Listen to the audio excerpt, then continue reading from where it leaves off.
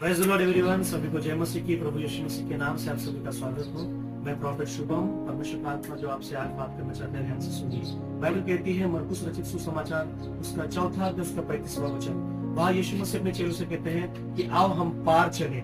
मैं आपको बताना चाहता हूँ, यीशु मसीह जो हमारा द्वार है, जब भी हमको कहीं पार जाना होता है तो एक दरवाजे का इस्तेमाल किया जाता है। और आप सभी के जीवन में, हम सभी के जीवन में एक दरवाजा होता है जहाँ से आत्मिक दुनिया से और इस भौतिक दुनिया के बीच में एक दरवाजा होता है। अगर परमेश्वर को कुछ चीजें करना है हमारी जिंदगी में, तो दरवाजे से पहुंचकर ही हम हमारे जीवन तक आती है। वैसे ही अगर शत्रुओं को भी, दुश्मन को भी अगर कुछ हमारे जीवन में प्रॉब्लम लाना है या फिर अटैक करना है, तो वो आत्मिक दुनिया से इस दुनिया में अगर वो कुछ करना चाहते तो वो दरवाजे का प्रयोग करेगा। मैं आपको क्या बताने जा रहा हूँ, हम सभी के जीवन में एक दरवाजा होता है और शत्रु उस दरवाजे से घुसने की कोशिश करता है। उसी प्रकार परमेश्वर का आत्मा भी उस दरवाजे का इस्तेमाल करता है। यीशु मसीह कहते हैं आओ हम पार चले। तो उसके बाद सारे चेले और यीशु मसीह नाव पर बैठते हैं और वो झील में, वो नाव में जाते हैं और उनको कहीं और जाना होता है। सो मैं आपको बताना चाह रहा हूँ, ध्यान से सुनिए।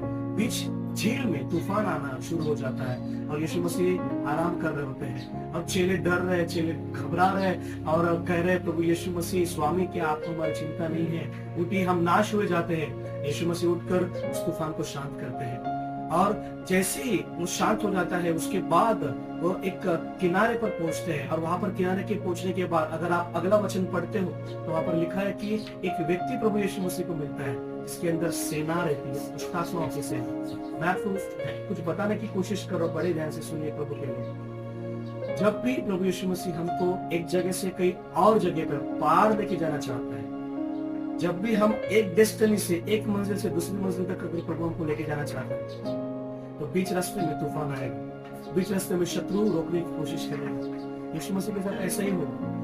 वहां पर एक व्यक्ति इंतजार कर रहा है जो सालों से सेना है, जिसके अंदर दुष्ट आत्मा से ग्रसित वो व्यक्ति है, तकलीफ में है, उसके परिवार से वो अलग है, संघर्ष में है, लेकिन परमेश्वर को उसको आजाद करना था। तो जब वो वहां पर यीशु मसीह को जाना था, तो बीच रास्ते में शत्रु ने क्या किया? तूफान बनाया। आपके जीवन में भी ऐसे ही होता होगा। जब भी आपको परमेश्वर एक नेक्स्ट लेवल पे लेके जाना चाह रहा है, परमेश्वर आपको एक अगले पड़ाव पर लेके जाने जा रहा है, बीच रास्ते में ऐसे कुछ हो जाता है कि जिससे आप हिल जाते हो, जिससे आप घबरा जाते हो, जिससे आपका विश्वास कम होने लगता है, जिससे आपका परमेश्वर के साथ का रिश्ता कमजोर होने लगता है। और वही समय होता है जहां पर आपको बने रहने की जरूरत है, खड़े रहने की जरूरत है। अगर आप खड़े रहे, विश्वास में मजबूत रहे, तो आप नेक्स्ट लेवल पे पहुंचोगे। हालेलुया।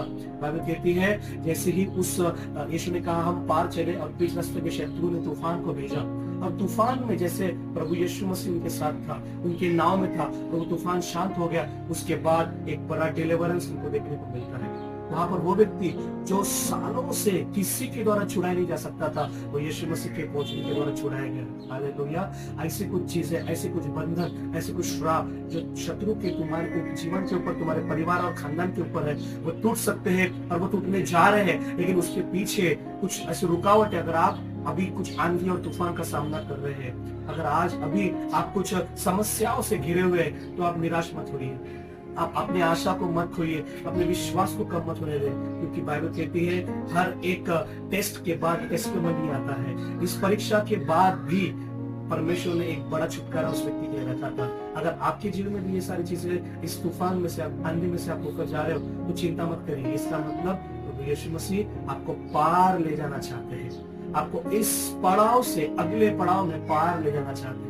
और शत्रु को ये बात अच्छे से पता चल चुकी है, इसलिए बीच में ही तूफान लाने की कोशिश करेगा ताकि आप अपना दम तोड़ दो। लेकिन आप अगर परमेश्वर की संतान है, आप परमेश्वर की आत्मा से भरे हुए लोग हैं, तो आप वहीं पर खड़े रहेंगे और उस तूफान का सामना करेंगे यीशु के नाम से। और जैसे आपने उस तूफान का सामना कर लिया, आगे आपको एक बड़ा ब्रेक थ्रू दिखेगा, एक बड़ा मिरेकल दिखेगा, बड़ा छुटकारा दिखेगा। जो अभी तक सालों से रुका हुआ था, वो आपको सडनली दिखाई देगा यीशु के नाम से। मैं भविष्यवाणी करता हूँ आपके जीवन में प्रभु यीशु मसीह इस महीने आपको पार ले जाएंगे, आपके परिवार को पार ले जाएंगे, एक नेक्स्ट लेवल पे, एक नेक्स्ट डायमेंशन पे, एक नेक्स्ट स्तर पे परमेश्वर का आत्मा आपको लेके जाएगा। सो मैं प्रभु के लोगों में आपको बताना चाहता हूँ, खड़े रहिए, दृढ़ बने रहिए और परमेश्वर के साथ चलते रहिए, प्रभु से प्रेम करते रहिए, प्रभु के साथ रिश्ते को अपने मजबूत रखिए, क्योंकि प्रभु यीशु मसीह मरकुस 4:34-35 के अनुसार आपको पार देना चाहते हैं। तो प्रेज गॉड, परमेश्वर आपको आशीष दे। God bless you.